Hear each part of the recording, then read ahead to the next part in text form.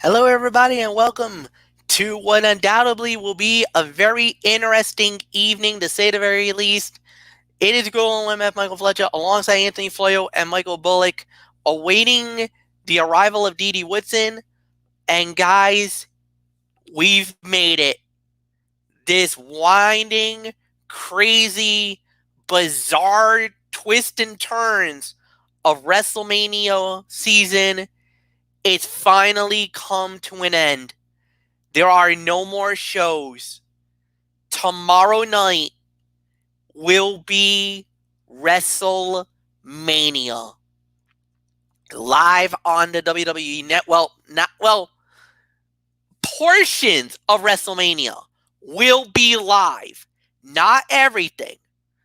As you know, prior to this, WrestleMania was originally going to be held at Raymond James Stadium in Tampa, Florida.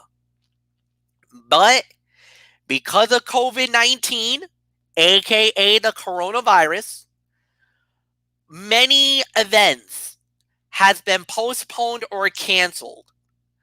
WrestleMania was moved to the Performance Center in Orlando and other various locations throughout maybe the United States and possibly around the world. We do not know if everything will be at the Performance Center. Some may not. There's rumors that Full Sail University has been used in Orlando. There's even talk that possibly Titan Towers in Stamford, Connecticut was used for some of the action of WrestleMania. But because WrestleMania has been normally a very long show, a la last year where it was almost 7.5 hours, WrestleMania this year was too big for one night. So we're going to have 2 nights of WrestleMania, but before we get to Mania, we had a Smackdown Live, and boy, did we have some tea to talk about tonight. All right. So, we started it off with Miz TV, as it was Miz and Morrison with the New Day and the Usos. And this was very interesting. I thought they did a very good job. A great opening segment to promote the tag team titles. But there is a major problem here. As many people knows, Miz is under the weather, and Miz will not be a part of WrestleMania. Now, this is one of those matches that's up in the air.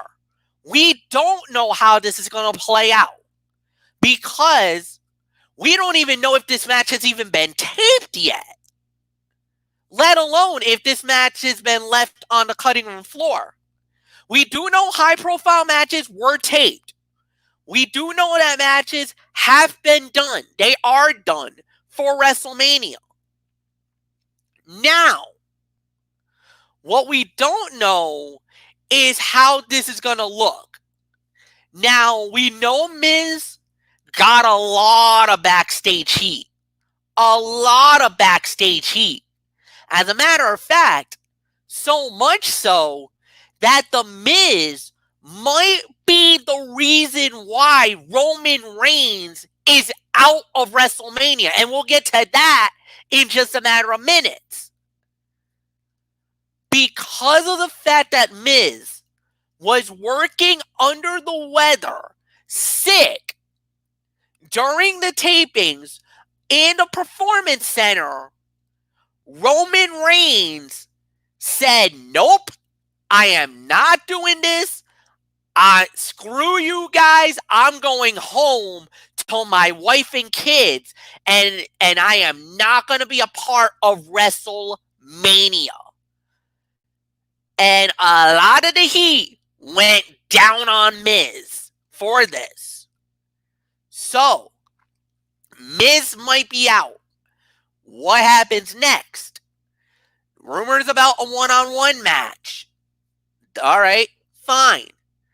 Now, there has been talk. Now, I don't know if this actually did happen or not, but there was talk about a triple threat ladder match for the tag team titles. Now, everybody's like, wait a minute, Mike, that's what it was supposed to be.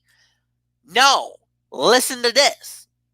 John Morrison versus one member of the Usos versus one member of the New Day. I would probably say it'll most likely be Kofi Kingston, not Big E. But a belt will be hanging over the ring. And the first man to capture that belt not only wins, but wins for the entire team. That's right. Triple threat, ladder match, tag team titles on the line. One member of each team battle it out. And the winner of that captures the tag team titles. Now, that would be unprecedented and would actually be a cool payoff to a match at WrestleMania. Now, I know, Mike, that seems a little far-fetched, but in the day and the times that we're dealing with this COVID-19 and all this stuff going on in the world, dude, I know you got to do some major makeshift, and I know there's been a lot of stuff that was done at the last minute, but what a payoff that would be. Morrison, one of the Usos, and Kofi, triple threat ladder match for the tag belts? You let these three go, I don't give a damn crowd or no crowd. That's a possible fight of the night you got your hands on at WrestleMania. You want WrestleMania moment? There's one right there. We'll wait and see what happens. Anthony Floyo, come on in. It's all yours. Well, I'll tell you, MF. This was short, sweet, and to the point. It was a good segment, though it did not do much beyond just remind everyone of the match at WrestleMania. While recent events are likely not going to lead to the promised triple threat tag team title match, the hype was certainly set up for this bout, and it feels like the best tag teams all clashing over the gold. So this came out very well done, no doubt about it. And hey, I'd be for it too. I mean, Morrison, Kofi, and an Uso in a triple threat ladder match, and whoever wins the tag titles for their respective team. I'd be down for that. I think that's how they should do it, honestly. So I also heard something I came across something a little while ago. I think a round of applause is in order for these guys and gals because of the fact that the day or days that they taped WrestleMania, they did it during the overnight and wee hours of the morning. That's what I read. I read that they started taping around 11. They started the taping at around 11 o'clock at night and wrapped up around 5 in the morning. So what does that tell you? So that's what I heard. That's the dirt sheet that I just read a little while ago before the show. So we'll see what happens. We'll see how they decide to go about this. But MF, I definitely like your idea. I very much like that idea. So hopefully that's what we get when they air this match, whether it's tomorrow or Sunday. So really nothing more to say on this. So Phenom, Michael Bullock, come on in. I mean, we saw this on our Smackdown chat. We had a nice Smackdown chat as we always do, and solid way to start. I mean, yeah, like you said, I mean, this was definitely a solid way to start off the show. I mean, yeah, I mean, a triple threat for the SmackDown Tag Team title with Morrison, Kofi, and one of the Usos. Yeah, that could definitely be a sleeper fight of the night with the body of work of all these with these three, and whoever pulls down the titles will win it for their team. I'm definitely down for it. I mean, crowd or no crowd. So Yeah, I mean, there's really nothing more that needs to be said, so let's just move right along, Fletch. The first fight of the night on SmackDown Live was a women's match, a triple threat match. Naomi, Lacey Evans, and Tamina all going at it. And when it was all said and done, believe it or not, the winner of the bout in 7 minutes and 25 seconds, Tamina, gets an upset victory. Nobody probably saw this coming, but there was a little bit of some interference. Bailey did run out to run try to run some interference on the match, and yeah, I mean, major victory for Tamina, major momentum for her going into WrestleMania. As many of you guys know, it's now a 5-way. Not it was originally a 6-pack challenge. It's now a 5-way for the women's title at WrestleMania. Naomi, Lacey Evans, Tamina, Sasha Banks, and the reigning champion Bailey, they're all going to compete at WrestleMania. Anthony Floyo, it's all yours.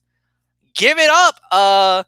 The daughter of the late great Superflash Jimmy Snuka probably did her daddy proud here tonight. Big win for her.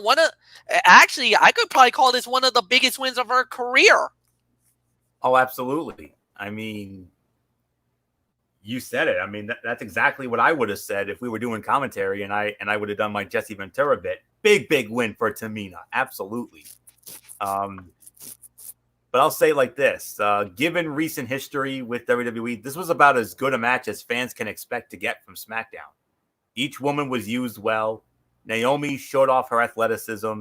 Lacey Evans played ring manager. Tamina stayed in the ring and hit the big moves when needed. If this is how the Fatal 5-Way match is going to go, it was a good sign that these women can make the title match fun. Even though I honestly, out of the 3 women's matches we have, honest to goodness, this is the one that I have the least hope for. Actually, 4. There's 4 women's matches. I beg your pardon, but no. The 2 big title matches, I got great feeling. For Raw and NXT, I got a great feeling about those 2.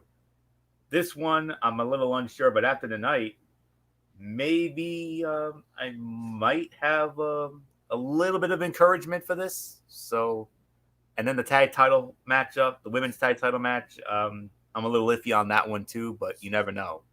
But that's really all I can say on this.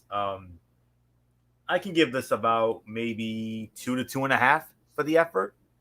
So that's really all there is to say on this. So we'll get into that. We'll get into our thoughts on this in a little bit. But for right now, Michael Bullock, come on in. And of course, one other thing that made this match even better for me and Bullock, and that was our boy, Mr. Mr. was the referee for this match. So nothing more to say, Mr. Bullock. How about it? Yeah, well, of course, I mean, as far as the match goes, I mean, I'm going to give this about maybe, you know what? I'm going to give it 2.25. I mean, I think 2.5 is maybe a little too high because, well, I mean, you did have a little bit of some interference from Bailey and Sasha, who weren't even involved in the match. So I mean, but yeah, it is a big win for Tamina. It does give her some momentum going into this 5-way at WrestleMania. But there is one little nitpick that I have. Bailey said something that really rubbed me the wrong way, and you know where I'm going with this. Yes, Bullock and I had our SmackDown chat as we always do, and yes, Bailey and Sasha Banks both sat in on commentary with Michael Cole, and Bailey said, yeah, and I know where Bullock's going with this. She said she was building the women's division, building it to what? Yeah, and well, and the thing is, I mean, what has she done to build this women's division? I mean, come on, Fletch. She's your SmackDown Women's Champion. I mean, I get it that the competition hasn't been that good, but she's your reigning champion, and she should be defending that title like within the proper 30 days. I mean, has she been a good champion? Absolutely not. And I get that the competition hasn't been that good on when it comes to the division, but you're the SmackDown Women's Champion, and well, That's and yet actually very interesting that she actually made those comments. But like we said, unfortunately, yeah, you're right. It doesn't hold any water because of her reign hasn't been that great. But I mean, if for some reason, some way, somehow, she walks out of here at WrestleMania still the SmackDown Women's Champion, then you might have to give her a lot of credit. So, I mean, yeah, all right. We could poo-poo all over her reign right now, but if you remember, there's been a few WrestleManias where the Women's Champion has walked in a champion and has walked out still champion in the last few WrestleManias. But here's the thing, Fletch. I mean, I know we got 2 women's champions on, but let's not forget this is a women's championship, something that certain Hall of Famers that have held that title. Trish Stratus. Wait. Stop you there. No, we're not going down that road. And first off, if you're going to talk about that belt, the belt that resides on Monday Night Raw, that's the true women's title. Amen. Not SmackDown. So no, Bullock. Oh, okay. You are absolutely wrong. And you were going down the wrong road, bro. No. I got to cut you off right now. I know what you're talking about. I get it. But no. The Raw title, the Raw title, the belt that's in red, that is the actual women's title. That's the one that was won by Charlotte Flair when she unified it with the Divas title. That's the universally recognized belt. That's the I mean, it's just ever since this whole brand thing, it's just no. Which is the true belt? The Raw belt is the true title. Amen. All right, well, and if Bayley had that belt, then you have a right to go there. But no, if you're going to talk about Becky Lynch, if you're going to talk about Charlotte Flair, you're going to talk about the women who's held the SmackDown Women's title, then that's fine. You got every right. But when you start tossing Trish and Lita and all the other greats, no, that's where I stop you. Because that is totally utter nonsense what you're talking, Bullock. Well, I guess we could say after that, I think I just dug myself a grave 6 feet under. No, you didn't dig yourself a grave. I was just trying to stop you from going off the cliff. Because you were about to go off the cliff, so I just basically grabbed you to say, "Whoa, Bullock, wait! Don't go down that road." Like time out. Yeah, hold up, bro. Or otherwise, the IWC probably would have. They would have. They would have gone after you. They would have gone after you. They would have been like, "What the hell are you talking about?" Because maybe it's a good thing. Maybe it's a good thing you did stop me. So you know what? I think on that note, let's just move on before it really gets out of hand. No, it didn't get out of hand, Michael. But like, I mean, I know where you were going, and I actually agree with what you're saying. If you're talking about the women that paved the way as champions, then I'll give you that. But the minute you started comparing the SmackDown title to the legacy of the women's title, that's wrong. And that is absolutely the wrong thing to do. That's almost like trying to compare Rhea Ripley with the greatest of the women's in all of wrestling. No, you can't do that because A, the NXT title is still relatively new. B, Rhea Ripley, I'm sorry, she is nowhere near to talk about the elite of women's wrestling either. I mean, is she a great champion right now? I like Rhea Ripley. I actually like Rhea Ripley almost as close to how much I like Becky Lynch right now. Becky Lynch is the #1 champion on the show, no doubt. And then you got to say Rhea is number 2, with Bayley being 3rd, no doubts. But how is this going to play out? We'll have to wait and see. But for Tamina, big win for her, great momentum, and it's going to be great going into WrestleMania, no doubt about it. So we'll move right along. So, of course, what else? With everything that's going on with WrestleMania, we had ourselves a WrestleMania a showcase fight, and this time around, we went back a little bit. We went a little bit of some ways here, guys. We went about 12 years back on this one. And a match that UMF, and I told Bullock this earlier, a match that when we did the call for this match, one of your absolute masterful calls. Well, thank you very much, Anthony, for that. And yes, we're talking about one of the show stealers of WrestleMania 24 back at the Citrus Bowl in Orlando, Florida. It was Shawn Michaels one-on-one with the Nature Boy Ric Flair.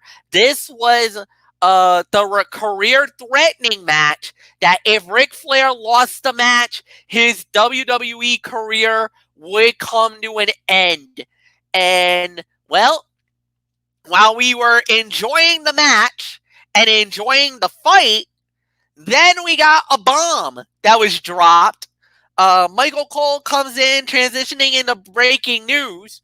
Then he's talked about what happened to Elias and King Corbin, saying that the fight might be in jeopardy for WrestleMania. We don't know because of what Corbin did to Elias as he got basically knocked off the crow's nest and went basically plunging down at the Performance Center. But then he talked about the other bomb in the room. And that was, guys, it's been announced and it's official. Roman Reigns out. Braun Strowman is in. The Universal title match at WrestleMania will now be Bill Goldberg against the monster among men, Braun Strowman. Now, we do not know if the fight will be tonight or tomorrow night, but it is set for WrestleMania. Now, the next thing that we had, and that was Dolph Ziggler versus Tucker. And Tucker wins the match at 9 minutes and 35 seconds. And by disqualification, then what happened was a lot of the chaos started to run around. But wait. A graphic came up. The truth will be revealed. Then, a man sitting down, distorted voice, actually looked like the Void. It's actually one of our, we do an internet wrestling community called DCW, and we got the thing called the Void there. And in Dynamite Championship Wrestling, you guys can watch it tomorrow on Twitch, 2 p.m., for my boy TNT Jack 91. Yes, there's a plug for you, Jack.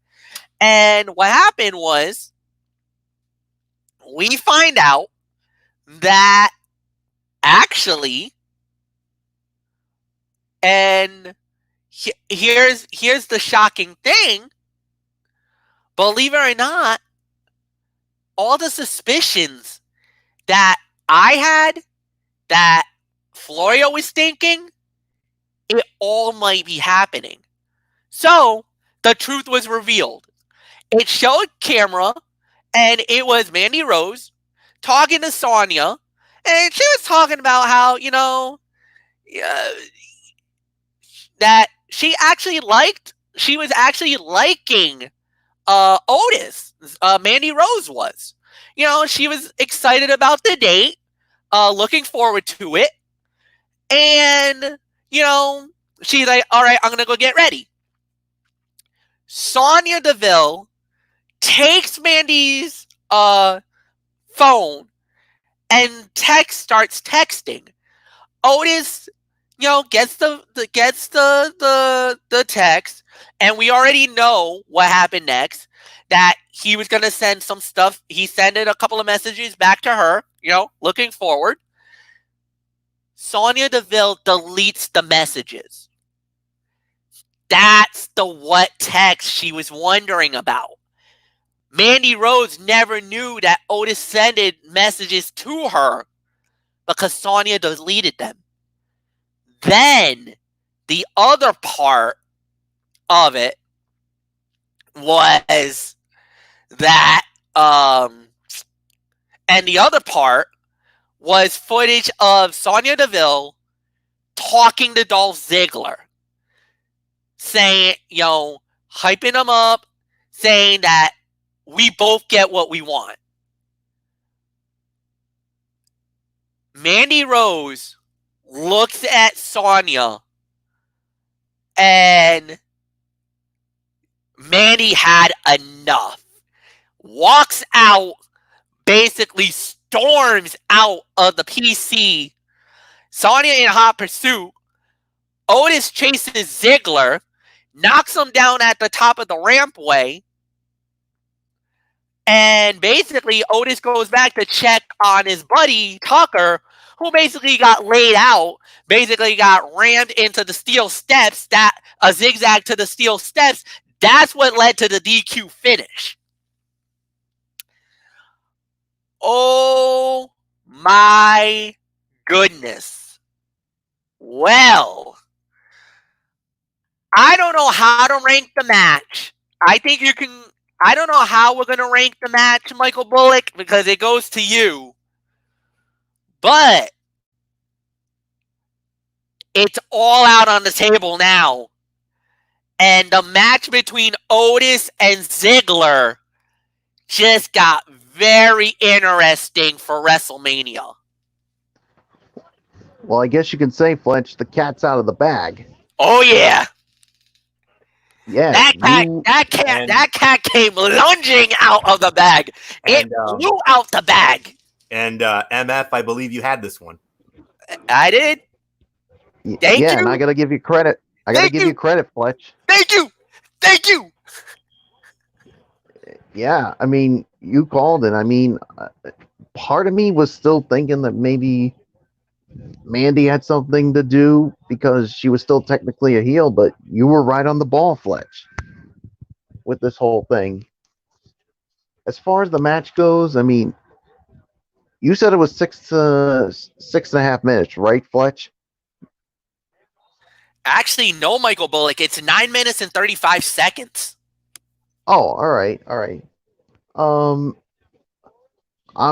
Because it's a DQ finish, there was a little bit of all right action, but because of the DQ, I can only give it maybe 1.5 stars for the effort. I mean, if we didn't get that, I would have given it maybe 2.5, but I think 1.5 is the best I can give it because of the DQ finish. But yeah, I mean, the person that revealed it, Florio still think it's Killer Cross that could have been the one to reveal everything, but whoever this person was, yeah, the cat was definitely out of the bag. And Sonya Deville and Dolph Ziggler, Fletch, got busted. Yeah, they tried to hold this for as long as they could, but the truth came out of what happened that night on Valentine's Day. it was Sonya and Dolph who set everything up to make Otis look like a total fool. Well, I guess we can say, guys, Fire and Desire is dead. Because Mandy was looking at Sonya like, how can you do this to me? You were like a sister to me. And you go and do this? No, no. I just simply can't even look at you right now. So this definitely does make the match at WrestleMania with Otis and Ziggler very interesting, to say the very least. So 1.5 stars for me on the match because of the DQ finish. So Fletch, yeah. Uh, let's just say in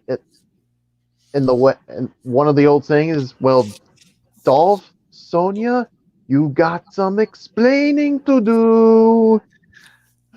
I think it's more Sonya that's got the explaining that she needs to do, because right now, I mean, I remember when it happened, we were all raving. We were riled up. We felt so bad for Otis. We thought Mandy had. We were like, "What the heck happened?" Anthony called it predictable, and remember, guys, I instantly said to Florio, "I think Sonya's got something to do with this," and then. Literally, I thought Sonya might have had something to do with this, and then the next week, I knew she did something, and it was definite, and I definitely knew something was up with her. After Tucker went after Mandy about standing up his boy and talking about, well, he got a text message, and remember, Mandy said, "What text?" I was like, oh, shoot. Wait a minute. She doesn't know about a text. This was, you know what? I got to say it. Mandy got caught in the middle, and she didn't know about it. She was thinking that everything was fine, and I think, and if you really heard Mandy's explanation, she felt like Otis stood her up. That's why Ziggler was there. It wasn't that Otis got stood up. It was because Sonya basically threw the knife at Otis, telling him, "Oh, I'm not ready, come back later on." Ziggler swipes under the back, goes through the back door, meets Mandy. Otis sees them too. It's ball game over. Otis gets heartbroken. And I understood why the fans were going after Mandy. The tiki torches and the pitchforks were out for Mandy.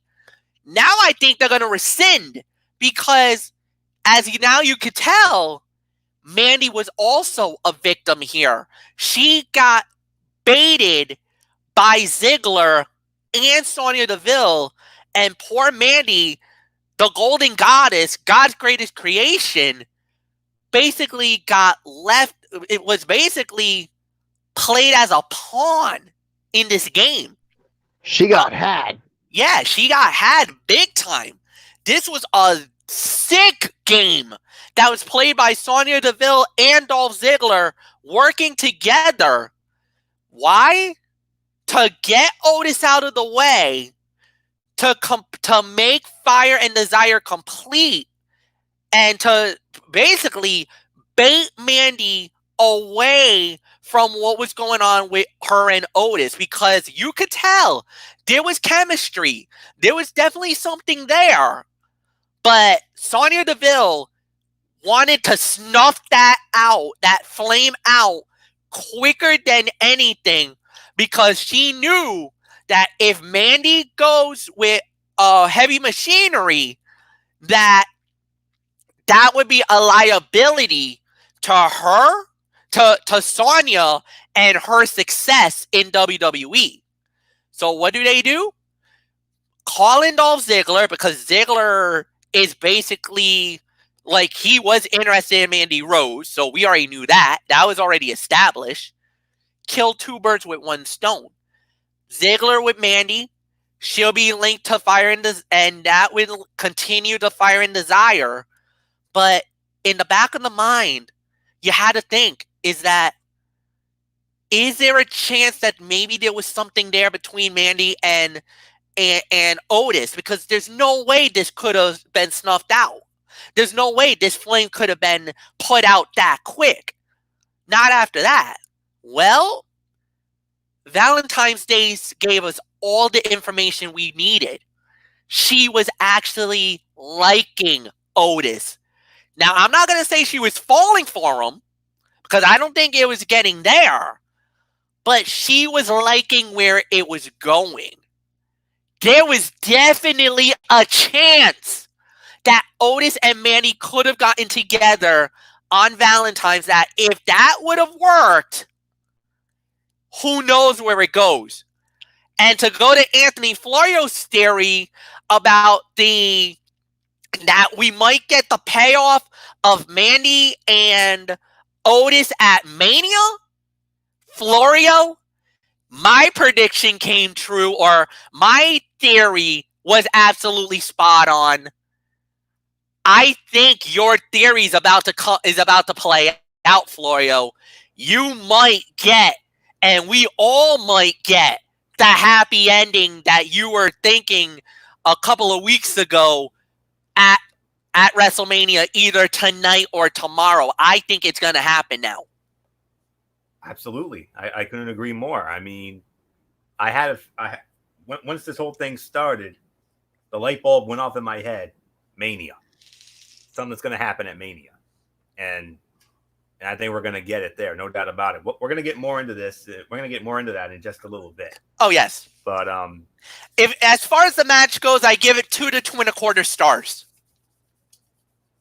Again, 2 to 2.5 for me. The match was actually fine for what it was. It was a solid match. I mean, it was going well. But yeah, we had that unfortunate DQ finish, but I kind of felt it was necessary, with everything going on.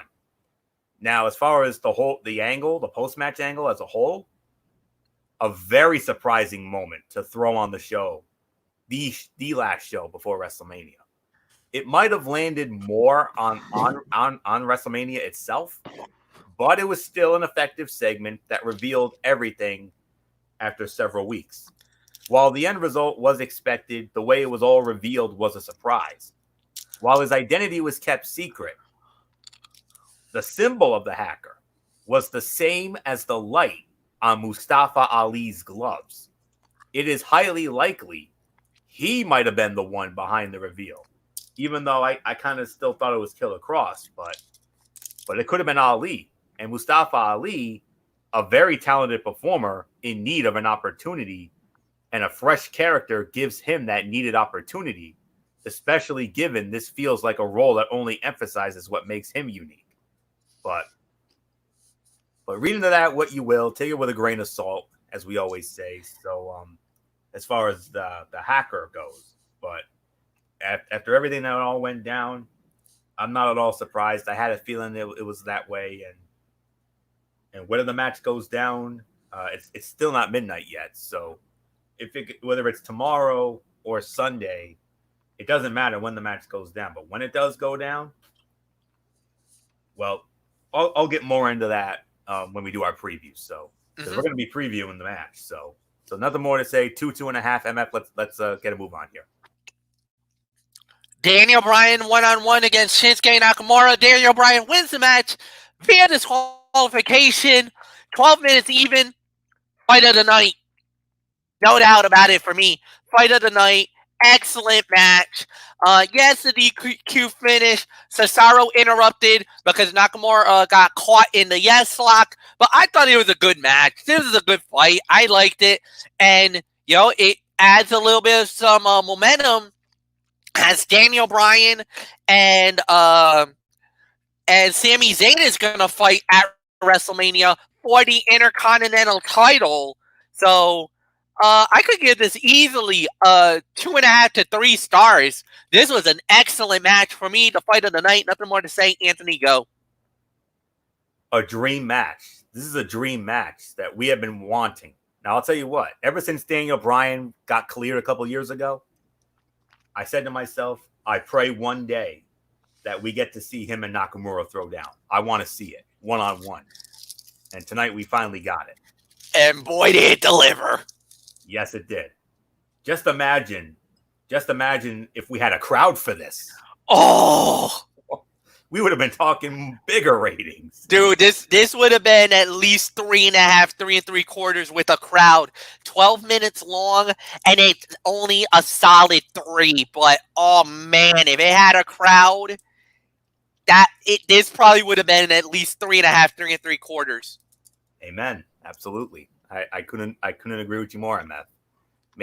Probably because of the DQ finish. With a clean finish, oh boy. Sky's the limit.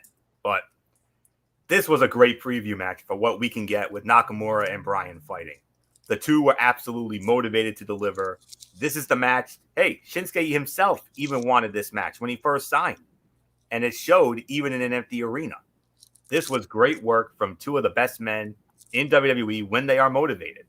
And it also proved that the planet's champion is ready to steal the show at WrestleMania on the grandest stage of them all with Lame Duckman. And say what you want about Lame Duckman. I know we poo-poo on him all the time, me and Bullock especially, and especially Bullock. But Sami Zayn as a man, as a wrestler, he is a top-notch wrestler. He is a great wrestling talent.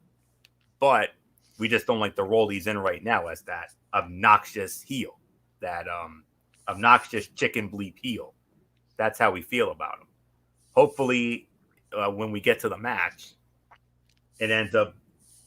will it end up being right up there with Savage and Steamboat, Flair, HBK and Razor, along those lines?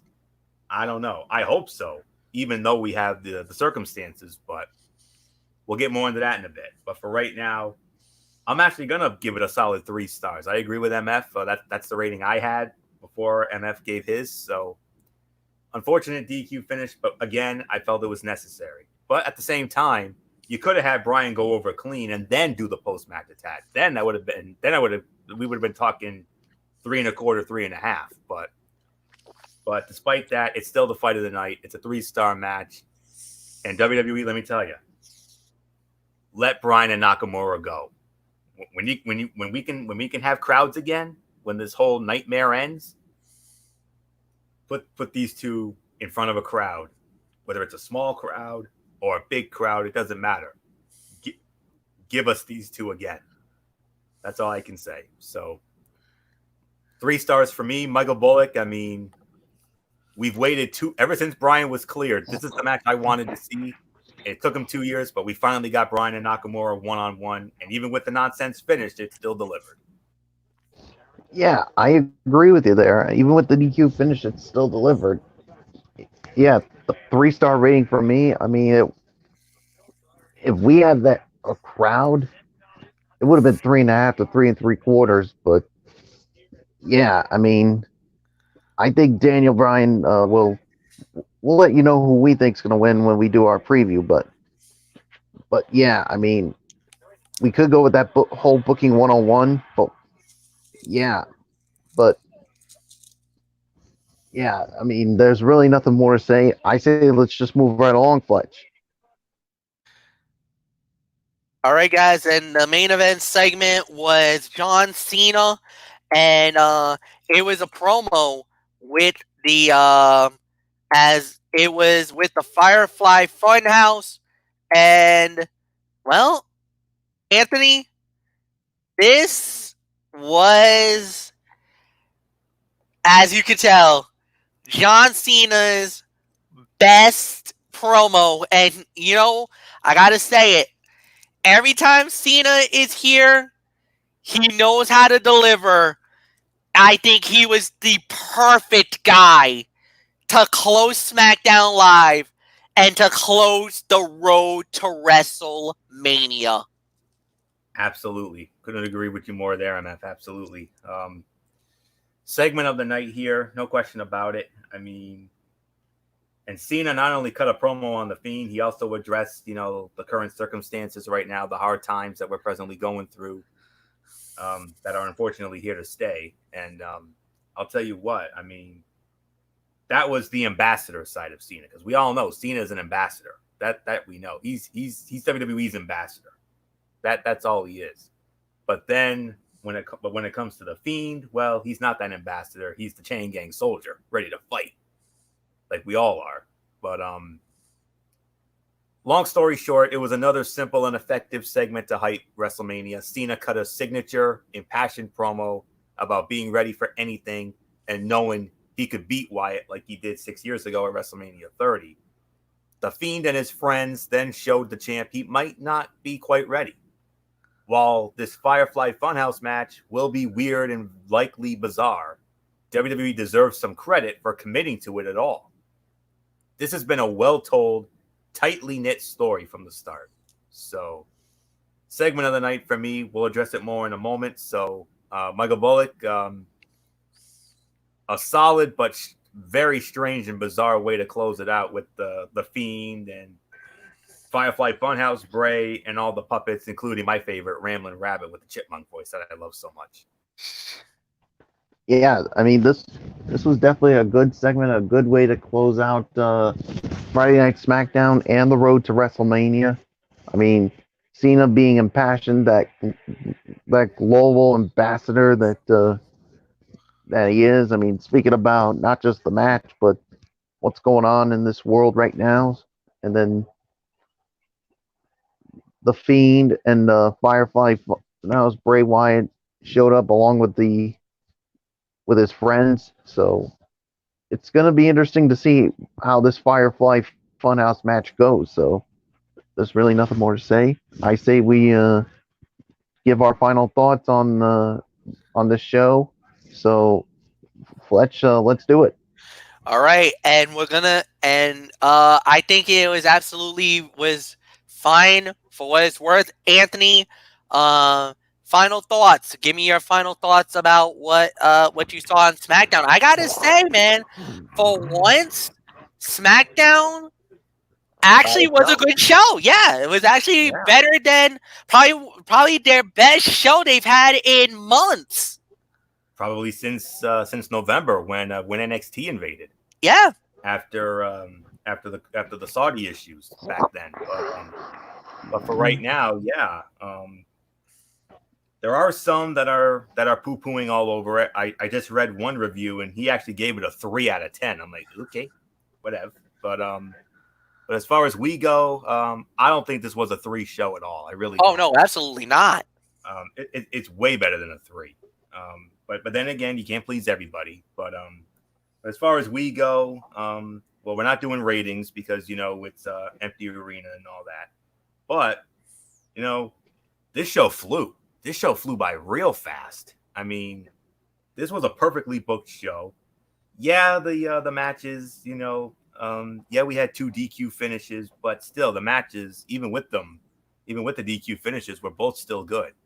Bryan and Nakamura, I mean, a dream match. I mean, we've waited 2 long years for this. It should have happened a long time ago, but I'm glad we finally got it tonight, even though it wasn't in front of the big crowd that we were hoping for. But those 2 delivered. I mean, you put that thing in a crowd someday when we can have crowds again. Oh my, that's going to be something else. And they delivered. Tucker and Ziggler had a solid match, even with their DQ finish. The post-match thing was far and away the most newsworthy moment of the night, hands down. The women's match, yeah, that could have been better, but that was solid for what it was. I could probably say when it comes to the flashback match of the week, that was far and away the best one on either show. I mean, that you couldn't have picked a better match. I mean, the previous best match was the Lesnar, Cena, Rollins triple threat from the Royal Rumble in 2015 when we showed that on Raw some time ago. But you couldn't have picked a better flashback match. That was well done. And then from there, the segment at the end, well done. Some things they could have done. I mean, they could have addressed the Roman situation in more detail. They just, plugged it as Strowman and that was it. And in the whole 9 yards. But it was a very good show. It was one of the, I mean, like I said, this was probably the best SmackDown probably since the NXT invasion all the way back in November. So long overdue. And That's how you do a go-home show. That was a very good go-home show for WrestleMania. There's nothing left for me to say except Michael Bullock, let the games begin. Yes, let the games begin. I mean, this was definitely a good SmackDown, a good final show before the two-night WrestleMania event, and left some things to really wonder what's going to go down for these next two nights. Yeah, so there's really nothing more to say. Let's get into the two-night event, Fletch. Let's do it. All right. Well, guys, we do not know how the card is going to look. We do not know what matches will be on night 1 or night 2. I can help you out with that, MF. I'm gonna send you a link here. Oh, okay. It's not the match order. It's an editorial I read, and they ranked it. Personal from what they feel is the worst match on the card to what they feel is the best match. Do you want me to go that route then? Yeah, but I'll be honest with you. Some of these rankings I kind of personally disagree with a little bit. But then let me do it this way because I got it on Wikipedia. So I'll do the 16 through here. Oh, okay. So we'll go here. All right. So we'll start it off with the first match of the card, and well, we were talking about it here tonight. We'll talk about it a little more. Otis versus Dolph Ziggler with Mandy Rose in Ziggler's corner. 1-on-1. We'll reset the table. I think it's Otis at WrestleMania. Now that everything has happened, with everything that went down, I think Fire and Desire will implode. I think Mandy will cost Ziggler, and she will help Otis get the win at WrestleMania. And Anthony, I think we're going to get that golden moment you've been waiting for.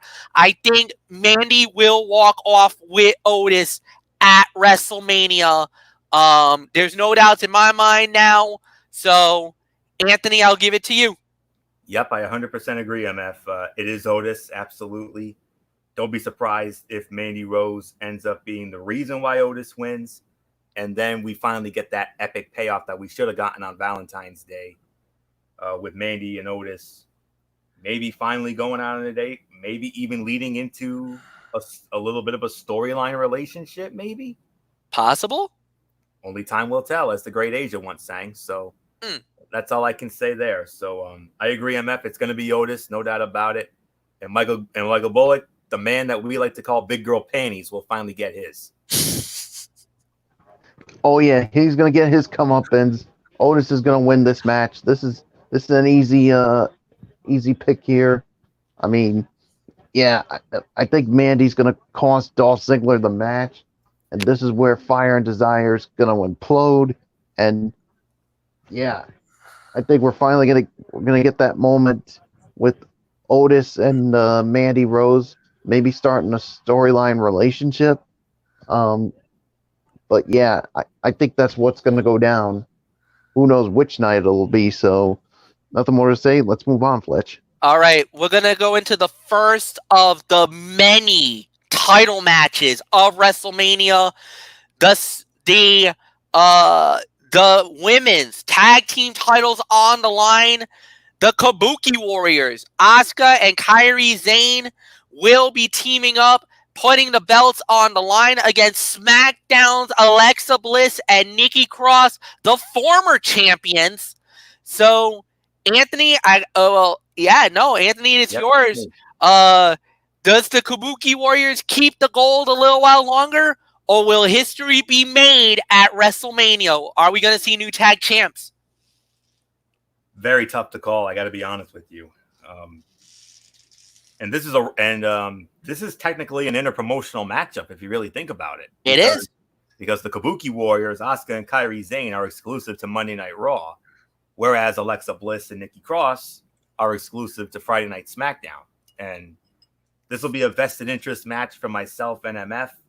I'll be in my Raw gear, ready to support, Asuka and Kairi. And if MF had SmackDown gear, I know he'd be wearing that support for Alexa and Nikki. But gosh, this is very tough to call. I mean, would I be surprised if Alexa and Nikki regain the titles? I would not. Absolutely not. But for right now, I think Asuka and Kairi are far more. Well, I'm not gonna say far more entertaining, even though Alexa and Nikki can be entertaining in their own right.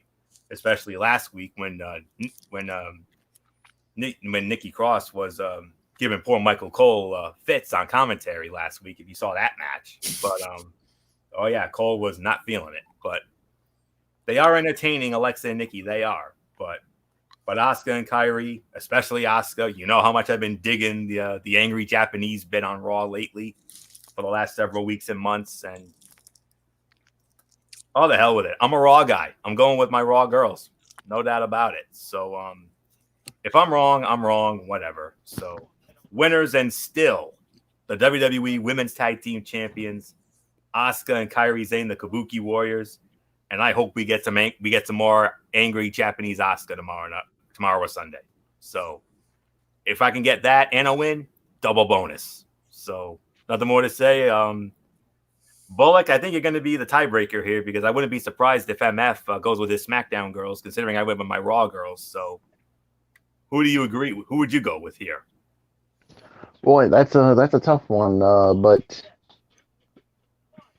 But the thing is, I mean, I think the Kabuki Warriors, they've had the titles for a while. I think it's time for them to drop it. So I think, to me, winners and new women's tag team champions, Alexa Bliss and Nikki Cross. Fletch, it's yours. I obviously got to go with my SmackDown girls. I got to go SmackDown Blue on this one. Last year at WrestleMania, we only had one SmackDown team there, and that was the Iconics. Mm-hmm. And we all remembered what happened. I think lightning is about to strike twice, and I think SmackDown is going to plant the flag once again on the women's tag team division, and they're going to take the belts.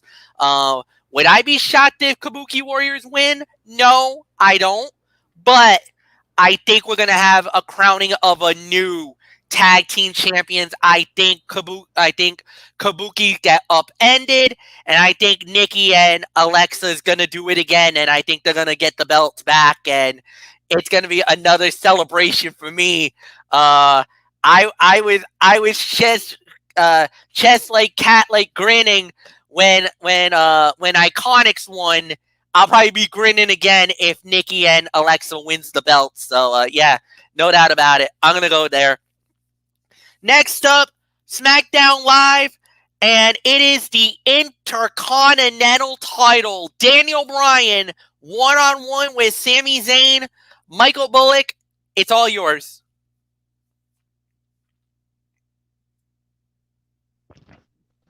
Boy, I mean, like you said, I mean, when we talked about what happened tonight on SmackDown, so yeah, I mean, this definitely will be a really good match here. I mean, but the thing is, I don't think Sami Zayn is a good enough Intercontinental Champion to be represented. I mean, he'll still put on a good match, no doubt about it. I'm expecting a really good match here, but if you want to make that Intercontinental title relevant, you want to put it on someone like Daniel Bryan. So I'm going to go with the yes man, Daniel Bryan, to win this and become your new Intercontinental Champion. And Fletch, all I got to say about that is yes, yes, yes, oh, yes. No. Well, why? Well, no. I'm just joking. I'm kidding. You know, I gotta do it. I despise the yes movement with a passion, but you know what? I gotta say it. I think Daniel Bryan is gonna win. Daniel Bryan will win and be now a 2-time Intercontinental Champion. I think he's gonna win the belt. I think he will get the belt here at WrestleMania. The only thing I'm worried about is if Drew Gulak turns on Daniel, or if Cesaro or Nakamura gets involved. And of all times, the one event where we pray to God for no DQ finishes is at WrestleMania. We don't care if it's Royal Rumble. We don't care if it's SummerSlam, Survivor Series. If you do it on the other big four, then that's fine. All right, we get it, no problem. You cannot, do not do a DQ finish at WrestleMania. You want us to go nuts? You want us to start raging? DQ finishes at WrestleMania. That will set us off real fast, real quick, and Anthony Florio will be the first one to call them out on it. So, new Intercontinental Champion Daniel Bryan, Anthony Florio, it's yours. Yeah, these are two of the finest wrestlers in the company. And if you like traditional mat wrestling, which I do and Bullock does as well, then these two can deliver. Sami Zayn had arguably the best match of WrestleMania weekend at NXT TakeOver Dallas in 2016 against Shinsuke Nakamura, a 5-star classic, and is capable of doing it again with the likes of Daniel Bryan. This one is one of many candidates for the match of the weekend of Mania right here. And MF mentioned the match that these two had when under previous personas when they were Bryan Danielson and El Generico, respectively, in the Ring of Honor. So MF said that was a great match. So will it be as good as that one? I don't know. We'll see. Before tonight, I'm going to be honest with you. Before the event of tonight, I'm going to be honest with you. I actually had Sami Zayn walking out as still the Intercontinental Champion. But considering that Zayn and company went over, I think the booking 101 could rear here. And if that's the case, then that means Daniel Bryan walks out the new Intercontinental Heavyweight Champion for the second time. So will this match live up to the likes of Savage and Steamboat, Shawn and Razor's ladder match at 10, and some of the other classic Intercontinental Heavyweight title matches in WrestleMania history? Well, we'll have to find out. But for right now, I'll take a chance. I'll go with you guys. I'll say Daniel Bryan wins it based on tonight.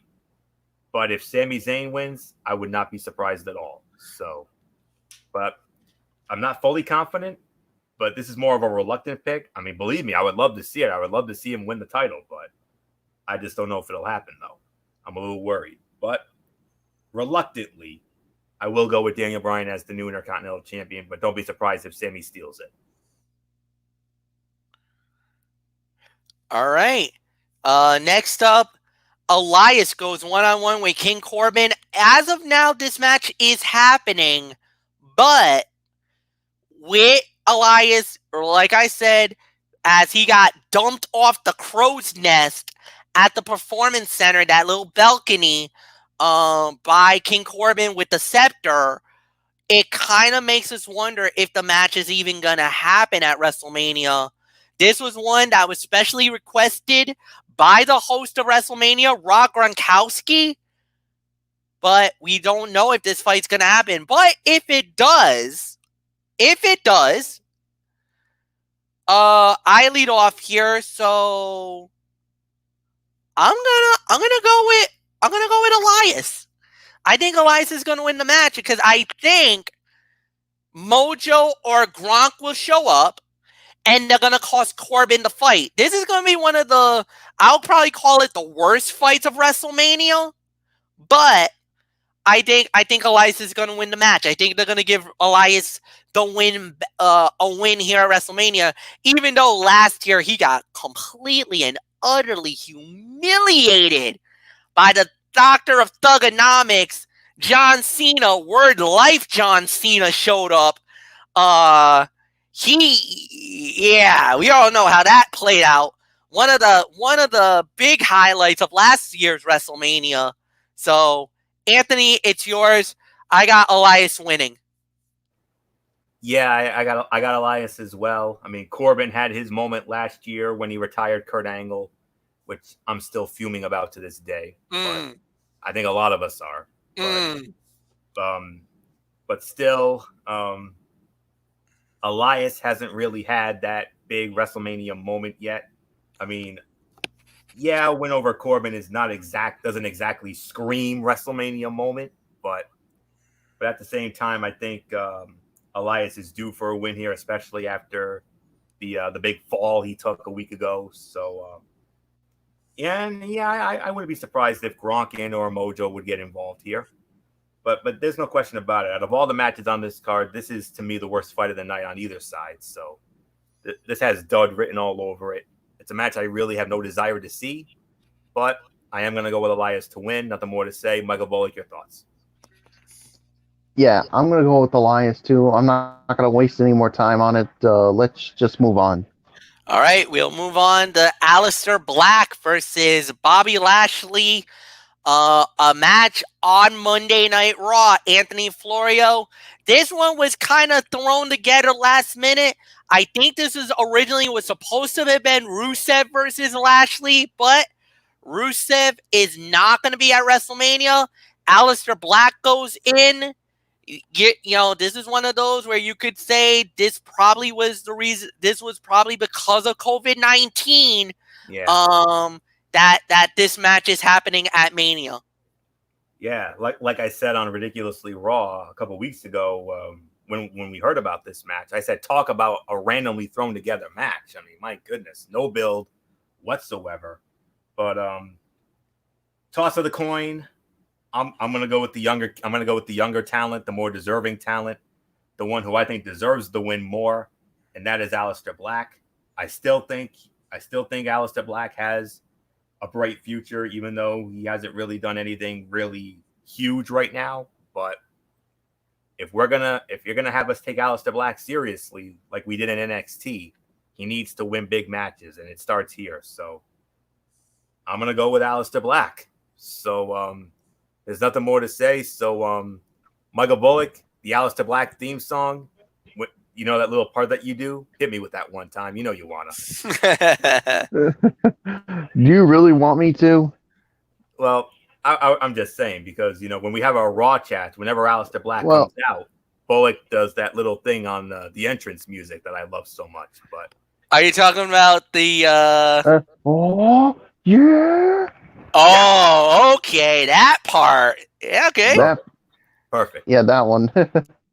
All right. Well, any event, I'm just gonna make it short and sweet. I'm going with Aleister Black on this one. Fletch, it's yours. I gotta agree, Aleister Black. He's been looking very impressive lately on Monday Night Raw, winning his matches in less than 30 seconds. But he's gonna have a longer fight with Bobby Lashley, though. This is gonna be an interesting matchup. We'll wait and see how it plays out. Like you said, randomly thrown matches. All right.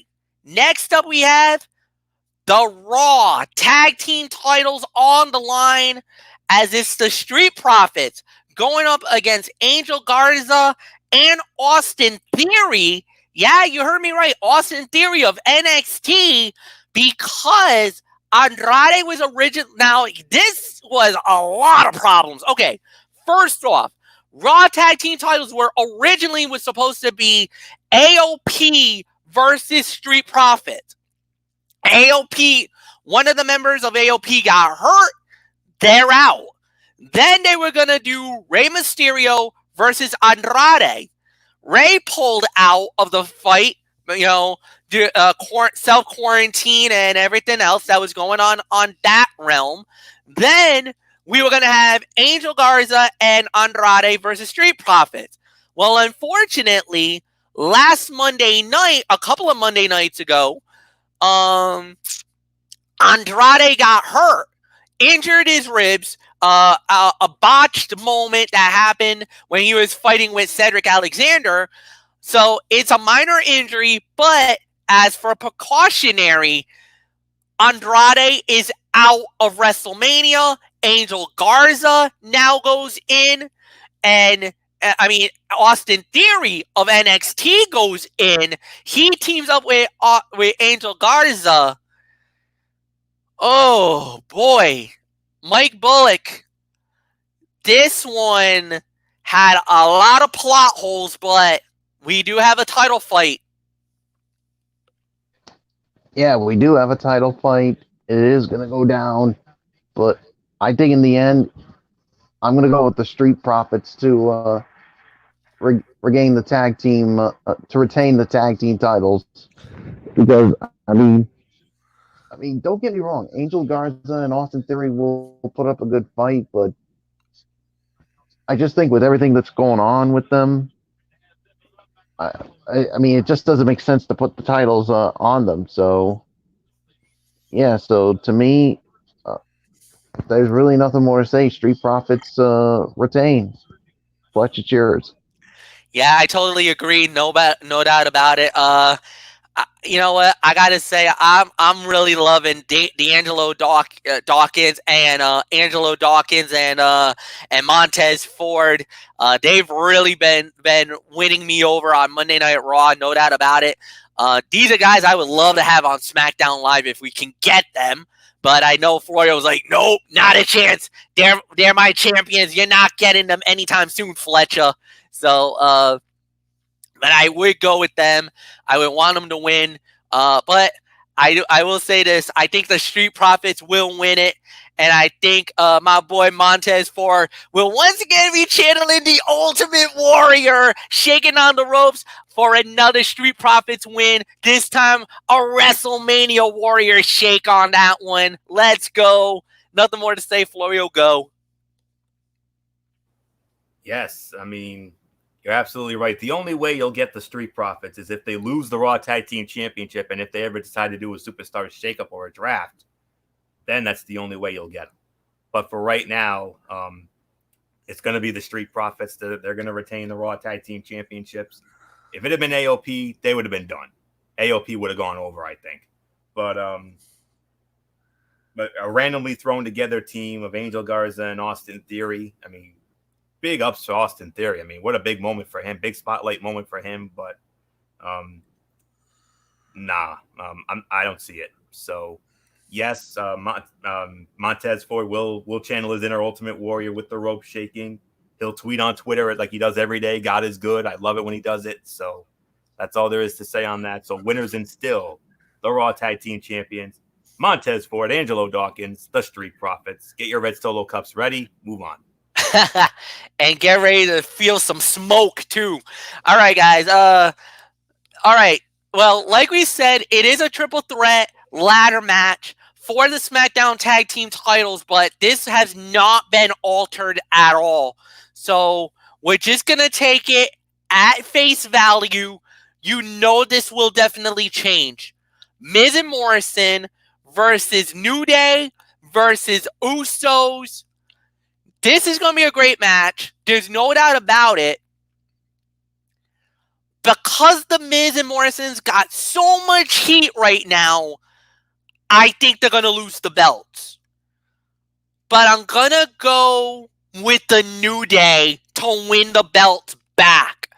I don't know if they're going to give it to the Usos. I honestly don't know it. I just kind of feel like right now would not be the right thing to do. I think New Day is more established. Plus, I know they might want to give Kofi another WrestleMania moment, a feel-good moment, because I kind of heard a rumor going around that Xavier Woods might be coming back soon. So I think he might be healthy enough to come back. So I don't know. That's a rumor I heard. I don't take that with a pinch of salt, please. So I'm gonna say new tag team champions, New Day. I think New Day wins the belt again. Anthony, it's yours. I see we lost Bullock for the moment, so hopefully we get him back. But all right, this is going to be an agree to disagree here when it comes to this match. I agree there's going to be new champions, but I just got this feeling about the Usos. I mean, the New Day, they've already had it enough times, I think. I mean, but then again, the Usos have too. But I just have this feeling that it's being set up for an Uso win. But if it goes the New Day, I wouldn't be surprised about it. But we all know The Miz will reportedly not be in this match due to illness. However, given the other wrestlers in this match, viewers are in store for a car crash. This match could be show-stealing caliber. So there's no doubt about it. We'll have to wait and see how they address this when it goes down. But for right now, winners and new SmackDown Tag Team Champions, the Usos. So Michael Bullock, we got him back in. So Bullock, MF went with the New Day. I went with the Usos. Are you going to agree with one of us, or are you actually going to go with the champs to retain? I'm actually going to go with the Usos to become the new SmackDown Tag Team Champions. I mean, the thing is, I mean, yeah, like you said, with the heat that the Miz and Morrison are getting, and then of course with the New Day, they've already held the title like a number of times. So I think the obvious choice is to go with the Usos. So nothing more to say. Let's move on, Fletch. Shifting gears, we're going to stay on the SmackDown side as it will be the SmackDown Women's title on the line. The Fatal 5-Way now. Bayley, the champion. Lacey Evans, Naomi, Sasha Banks, and Tamina. Anthony Florio, who wins? It's boss time. I'm going with the boss, Sasha Banks, to win this match. I have read some dirt sheets that the plan is, well, the original plan was for Bayley and Sasha to have a one-on-one match, but because of Sasha has been battling some recent injuries lately that they wouldn't have enough time to properly build it. But I believe we will get that one-on-one match eventually. Maybe SummerSlam in Sasha's hometown of Boston. Wink, wink. Hopefully, but God willing. But anywho, I've been reading dirt sheets saying that Sasha Banks will turn on Bayley. She'll turn babyface here, and we'll finally get that long-awaited Sasha and Bayley feud with the roles reversed, with Bayley as the heel and Sasha as the babyface here. And a great first step in that would be for Sasha to win the SmackDown Women's Championship. So, and MF himself even came across something very interesting, and MF, when we get to you, I would address that. So, I don't want to do it. I don't want to do it. Okay. I rather not tip. Okay. Never mind. Nope. Never mind. But MF messaged us and based on that, and that's another reason I'm basing my pick on that. So if what MF found is true, then it definitely sets it up. So there's no question about it for me. Winner and new SmackDown Women's Champion after turning on her bestie and beating her bestie to win it. It's going to be Bayley. Or I should say Sasha Banks, rather. So, and remember, this is under elimination match rules. So this is not a one-fall match. This is an elimination bout. So we're going to have upwards of 4 eliminations here. So nothing more to say. Sasha Banks, new SmackDown Women's Champion. Michael Bullock, we all know how nobody has poo-pooed on Bayley more than you have. And I know that this is another one you want to see get a comeuppance. Yes, exactly. And I see Sasha Banks winning it as well. I mean, I think, like you said, I think she's going to turn on Bayley and probably get sick and tired of sticking up for her and trying to defend her every time. And yeah, that's what I think is going to go down. So there's really nothing more to say. Fletch, it's yours. I gotta go. I'm gonna go with Sasha Banks. There's no doubt about it in my mind. I think Sasha Banks is gonna win the belt. I think she's gonna become the champion. We're just gonna move right along. All right, guys. Now we're gonna get to some serious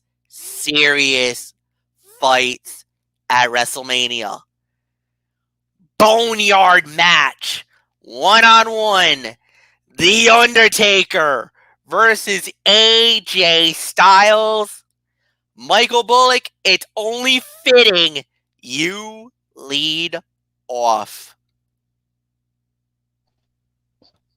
Well, this is probably one of, if not the most personal match in the history of WrestleMania. I mean, we knew this was going to be something good with these two, but it got real when AJ Styles mentioned The Undertaker's real name and when he mentioned his wife, Michelle McCool. AJ, you do not go there. Mr. McMahon once said, "You don't go there," and he did. And that promo by the Undertaker, it had a feeling like he was still the Phenom, but he's also channeling like his inner like American badass. So because remember, he still said his usual rest in peace thing that he does. So yeah, it's going to be very interesting to see how this goes down. And and there's another thing. Undertaker went there too when he called AJ Styles by his real name, Alan Jones. I mean, and then saying that Michelle McCool's, which is the same thing, well, except she calls it the Faith Breaker, that she does it better than AJ Styles. I mean, whoa, talk about trading verbal jabs big time. But I can't wait to see what happens here. And I know I'm probably going to be the only one to uh, to go with who I picked to win this match. And I know people are going to call me a homer, but you know what? I don't care. I'm going with the Undertaker because the thing is, I mean, this could be his last WrestleMania. Do you really want to have him go out with a loss? I don't think so. I mean, but would it surprise me that AJ Styles gets the win? No, it wouldn't surprise me. But I'm going to go with the Undertaker to win. And if I'm the only one that goes with it, who cares? Flesh, it's yours. Yeah, I'm gonna go. I'm gonna go with the Undertaker as well. You know what? Going into this, I was thinking AJ Styles, and I actually did say AJ was gonna win on Monday night, as many of you guys know. But it's Taker at Mania, and if this is Taker's final Mania, I think they're gonna let him go out with the win here. So I'm gonna go with the Undertaker to knock off AJ Styles. Anthony, it's yours. Yeah. Sorry, Bullock. I got to go with MF here. I mean,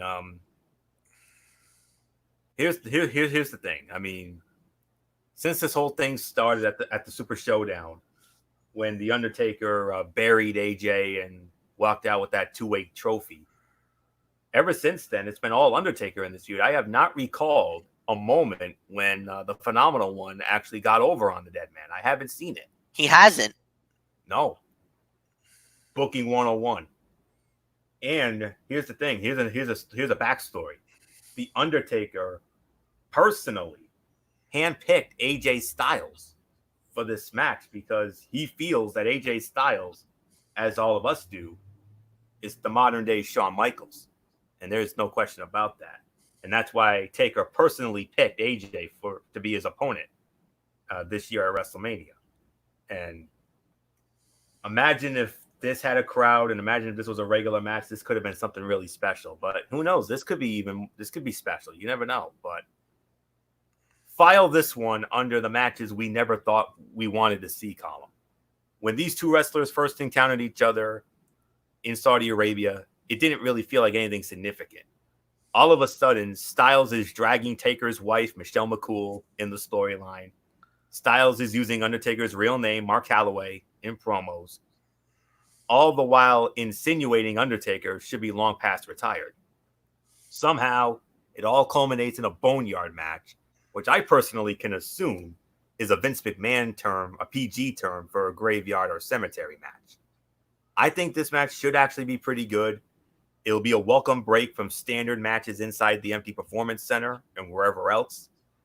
There is also some speculation that Taker will be reintroducing the audience to his old American badass character, as we saw Monday Night on Raw with that epic promo that he cut, which would almost assuredly score points with many viewers at home. But in the end, I agree. I'm gonna go with MF on this one. Winner of this match for me, the phenomenal AJ Styles. Wow. Dropping the Undertaker's legendary Mania record to 24-3. So nothing more to say. MF, let's move on. This one is going to get personal, boys. Edge versus Randy Orton, last man standing. Oh my, it's on now. This is going to be a great match. This is going to be a great battle. There's no doubt about it for me. I got to say it. I think it's going to be Edge knocking off Orton. They're going to want to give him the win here. Even though this storyline's been amazing, and many may even argue that this could be the main event of WrestleMania, there's no doubt about it. This has to be one of the 2-night main events, because this fight has been, the build has been so good, you just can't deny it. Winner, Edge, Anthony, go. You remember that site I said that ranked it based on best to worst? This came in at number 1. Mm-hmm. This fight came in at number 1, and rightfully so. This match has by far and away the most hype behind it.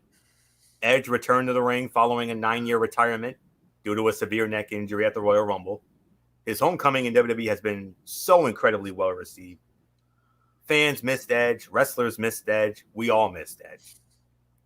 He jumped right back into the main event picture with an emotionally gripping storyline alongside Randy Orton, who has delivered some fantastic work on his side of the lead up to this bout. Orton's work includes dishing out concertos, RKOing Beth Phoenix, Edge's wife, and more, all the while telling Edge he's doing this because he quote-unquote loves him.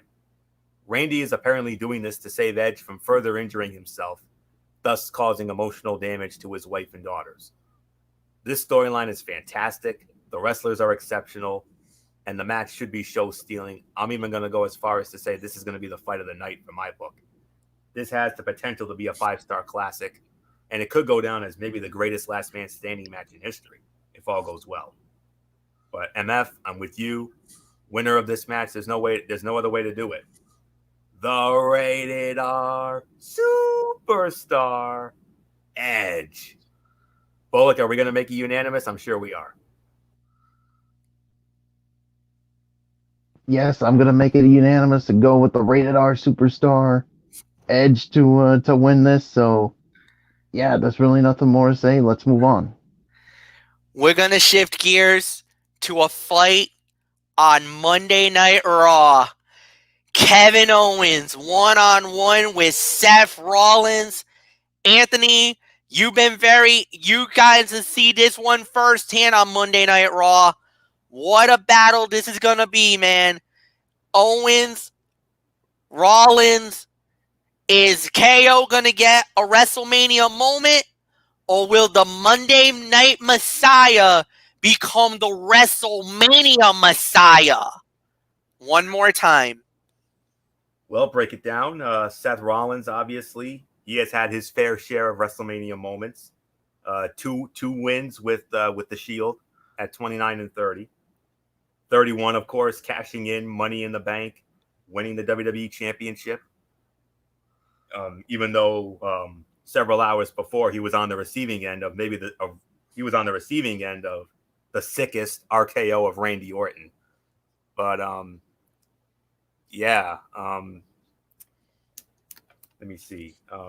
And then of course he had to miss 32 because of the knee injury. Bullock's heading out, so Bullock has to head out. He obviously has work commitments in the morning. So all right, have a good one, Mike. He posted his predictions in the chat. He has Kevin Owens winning this match. Okay. So just to address that, but and then Rollins had to miss 32 because of a very bad knee injury.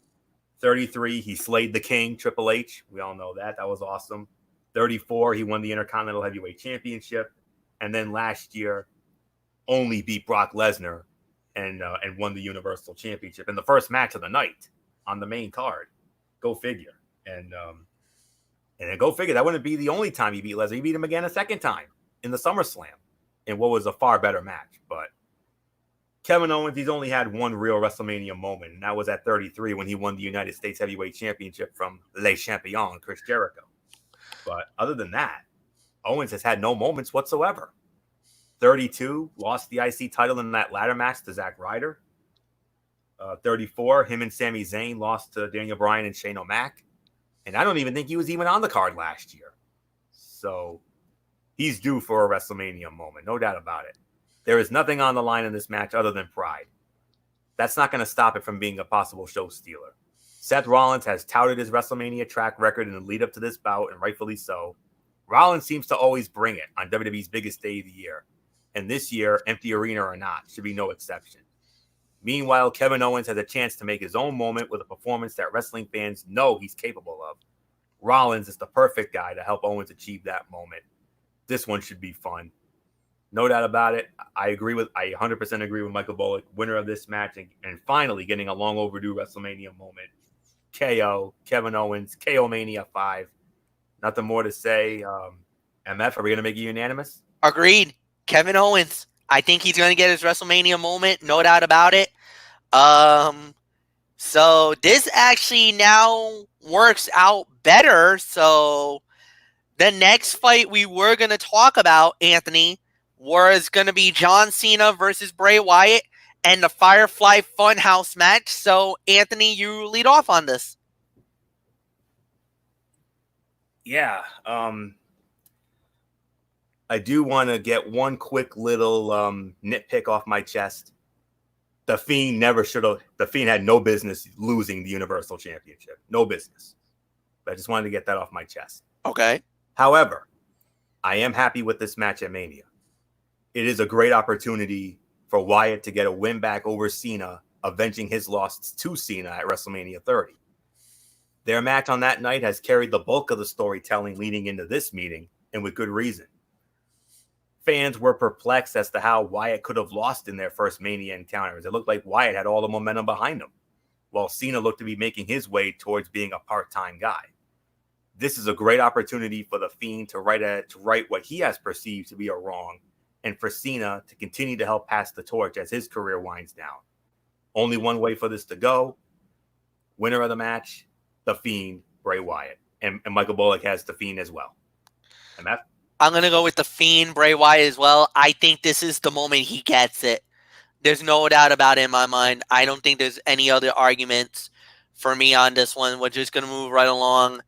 The next fight that we have here at WrestleMania for the Raw Women's title, Becky Lynch versus Shayna Baszler. I'm gonna go Shayna. I gotta go Shayna Baszler. Becky's gotten the better of her lately, even though you got the Fornicator clutch that happened last week on Raw on Monday night, and there was a big rumor, of a certain baddest woman on the planet possibly getting involved. Yep. If that happens, Baszler wins, like flat out. There's no debate anymore. Absolutely. So I'm going to go about it. Winner, new Raw Women's Champion, Shayna Baszler. Anthony, it's yours. We agree again.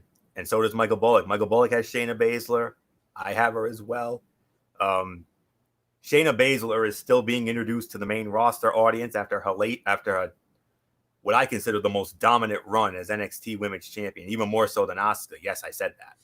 And she certainly has a lot of wrestling in front of her, but the spark isn't quite there between her and Becky. And meanwhile, Becky Lynch has been missing a spark for several months now. She continues to cut interesting promos, but her intrigue isn't anywhere close to where it was at this time a year ago. I think it makes sense to have Shayna go over here, just as at WrestleMania 32, when Becky and Charlotte helped usher in a new era of women's wrestling. They can help do the same here by putting the new guns over. So for me, winner and new Raw Women's Champion, the Queen of Spades, the Submission Magician, Shayna Baszler, ending Becky Lynch's run at exactly a year, because Becky has held that Raw Women's title since last year's WrestleMania, when she won that first ever women's main event, when she pinned, quote unquote, pinned Ronda Rousey because of that referee botch. But still, it's going to be Shayna Baszler. There's no doubt about it. So, MF, let's move on. All right. Now we're going to get into the serious play because there's only 3 matches left, and these are the biggest 3 of them all. We're going to start it off with the NXT Women's title. The champion, the Nightmare, Rhea Ripley versus the Queen, Charlotte Flair. Anthony, you lead off.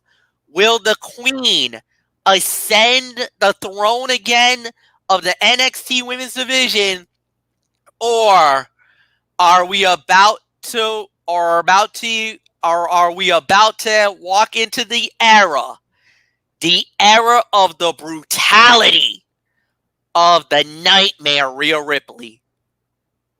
I love that theme song, man. This is my brutality. I love it. And now you think about it. You think about these 2 women's matches. The one we just talked about, Becky and Shayna, and this one with Rhea and Charlotte. They feature 2 wrestlers in Shayna and Rhea who are primed to lead the women's division into the future. And in the case of Becky and Charlotte, 2 wrestlers who will need to use their veteran ability to help guide and push the less experienced wrestlers into the next stratosphere of superstardom. As for Charlotte and Rhea, Charlotte Flair continues to carry the torch in the women's division with her superstar status and superb wrestling ability, and she's got her work cut out for her at WrestleMania. Charlotte is going up against a relative newcomer in Rhea Ripley, the NXT Women's Champion. Ripley is just 23 years old and is unquestionably a star of the future for the WWE.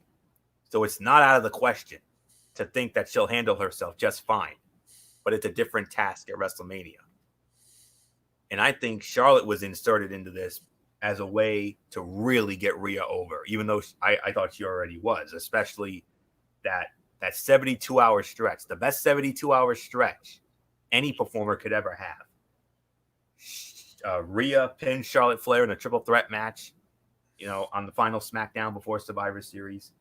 NXT TakeOver War Games, we all remember that, when her and Candice LeRae overcame the odds against Team Shayna in that match, and then leading Team NXT to victory in the Survivor Series. And then, of course, the week before Christmas, winning the women's title from Shayna Baszler, ending her epic run. I said it back then. I'm going to say it again now. Rhea Ripley is a megastar for years and years to come. She will, I believe, when Charlotte and Becky and all of them are ready to hang it up, Rhea is going to be the one. Her and Shayna Baszler are going to be the 2 that will carry the women's division into the future. So there's no question about it for me. Winner and still NXT Women's Champion, the Nightmare, Rhea Ripley. And Michael Bullock also has his champion going over. So 2 for Rhea. Are we going to make it unanimous yet again? I think it will be Rhea Ripley. Going into it, maybe you could have made an argument for Charlotte, but no, I think it's Rhea. I think her time is now. I think we're about to embark on a new era in wrestling, and yeah, I truly believe it. Rhea Ripley should win it. Rhea Ripley will successfully defend the title, and she will remain the NXT Women's Champion. 2 fights left on the fight card, guys.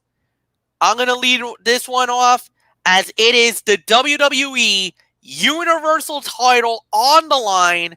Bill Goldberg will now face Braun Strowman. This was originally Roman Reigns. However, Roman backs out. Braun goes in. And I think Braun Strowman will get the WrestleMania moment and walk out the new Universal Champion. Braun's been very held back for a long time now, guys. And I truly believe that it's gonna happen. So I think the winner and new champion, I think it's gonna be Braun Strowman. So Anthony, I give it to you. Let me just say it like this. I gotta say, good for Roman. Good for Roman Reigns for putting his health ahead of everything else and making the decision to step away from WrestleMania. Reigns has battled leukemia on 2 separate occasions, most recently in late 2018, therefore making his immune system more susceptible to illness. So he will not be participating in WrestleMania due to coronavirus, obviously. WWE was reportedly receptive to Reigns' concerns and has now made alternative plans in regards to who will challenge Goldberg for the Universal Championship. And we all know that that's now going to be Braun Strowman. The intrigue surrounding the alternative plan is why this match just became even more interesting.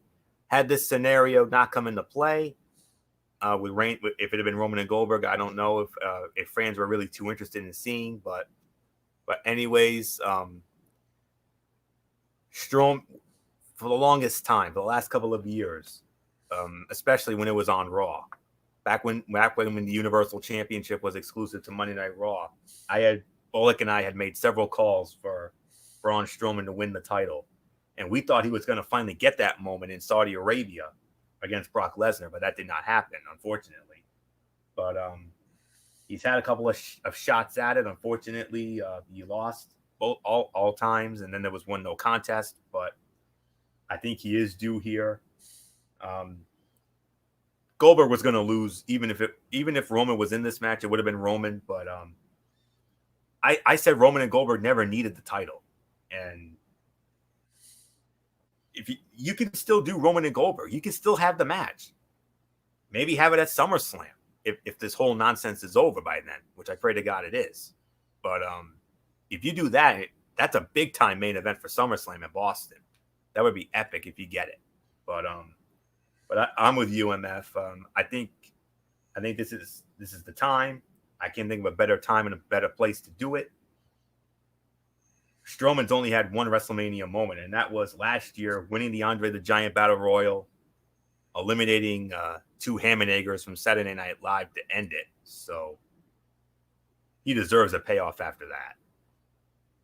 Finally gets his moment. I wish it would have been under better circumstances, but I'm glad he's going to finally get the moment here. I agree with you again, MF. And Bullock agrees as well. Winner and the new Universal Champion. About damn time should it happen. The monster among men, Braun Strowman, even with those controversial comments he made about the indie wrestlers during this pandemic. So he has repented. So that's all there is to say. Strowman wins the belt. So MF, let's get into the match that I personally feel should be the main event of WrestleMania, and one that I'm going to have the most vested interest in. It is definitely going to be. It's definitely going to be what I believe could be the main event of WrestleMania as well. Brock Lesnar puts the WWE title on the line against Drew McIntyre, Anthony Florio. Drew McIntyre, the winner of the 2020 Men's Royal Rumble match, has waited a long time for this moment. He finally gets it against Brock Lesnar. And too bad it wasn't in front of 65,000+ fans at Raymond James Stadium, especially with all the Euros coming in. Oh, that would have been, oh my gosh, that would have been amazing. But I even read a dirt sheet saying that he is not going to let an empty arena stop him from enjoying this moment. So good for him on that. As I just said, it's a shame that there won't be any fans in the building for Mania, because there are so many wrestlers who deserve to get that WrestleMania pop. We saw that last year, especially with Kofi Kingston. But Drew McIntyre is without a doubt one of those wrestlers. McIntyre's ascent to a championship match at WrestleMania comes after a very disappointing first run on the roster that ended in 2014. McIntyre went on a redemption tour of sorts, wrestling across the world for various organizations, including Impact Wrestling, where he was their World Heavyweight Champion a few years ago, before coming back to WWE as part of NXT in 2017. McIntyre is now set to take on the most dominant champion in WWE over the past 6 years in Brock Lesnar. The build to this match has been stellar, kicking off at the Royal Rumble, where McIntyre not only eliminated Lesnar in the Rumble match, but also won it. McIntyre has been emotional, physical, and relatable in the build-up to this match. The fans, especially me, are thoroughly in his corner, which makes this fanless WrestleMania all the more disappointing. I've been saying it since the Rumble, and I am not back down. I am not backing down. What really put it over the top for me was, did you see that video, MF, of Drew McIntyre training for WrestleMania in the Highlands of Scotland? Oh yeah. Was that awesome? Was Yeah. that epic? It was great. How can he lose after that? How can he lose with a video like that?